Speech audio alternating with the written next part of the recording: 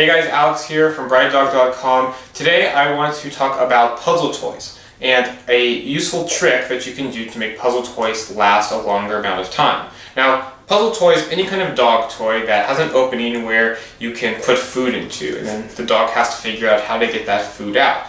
And puzzle toys are useful for a lot of different things. They're useful for stopping destructive chewing, for stopping digging, for working with dogs who have separation anxiety, for puppies who are mouthing and biting. There's a lot of uses, plus they're just fun for our dogs to work on.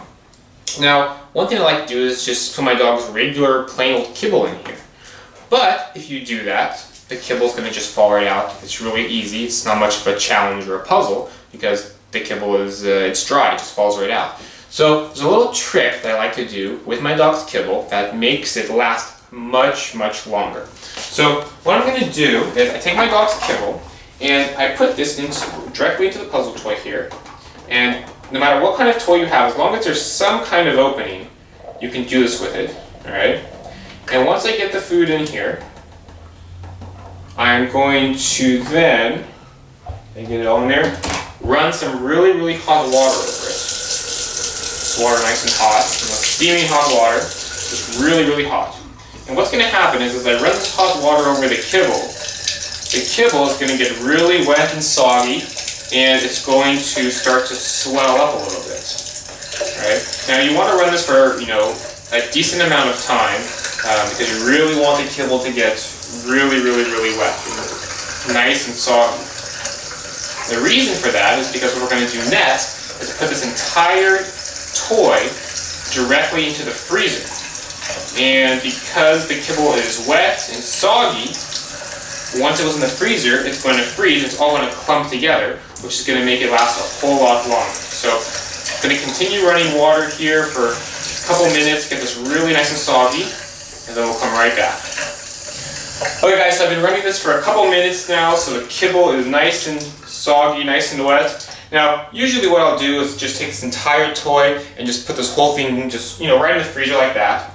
But if you want to keep things a little bit neater, just take a little plastic tray. You can take a plastic bag and set the toy inside of there, and that'll just keep, because the water's going to leak out a little bit from the ends, and the kibble's nice and, well, because the kibble's wet, and the kibble might leak out a little bit too. So, wet kibble's in the puzzle toy. This whole thing now is going to go in the freezer. Alright? So we'll stick this in there.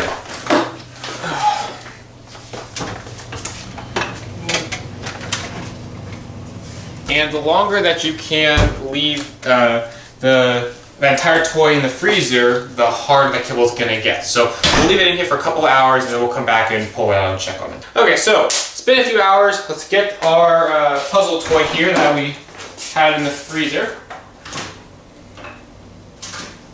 Alright, so it's going to be nice and frozen now. Little container here, so I can't see, but the kibble's in there, upside down. That kibble's not coming out, right? Nice and frozen. So now this is the toy for my dog. Max, sit, paw, touch.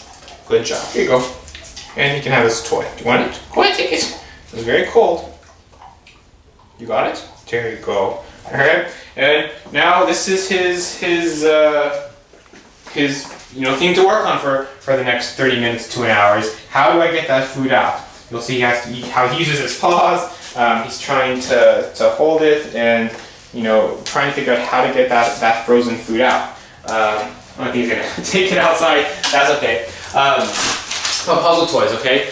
This is an important thing that really helps with so many different behaviors. Like I said, digging, destructive chewing, separation anxiety. So take full advantage of those puzzle toys. Try this trick of freezing the food, and it'll help to keep them lasting a lot longer.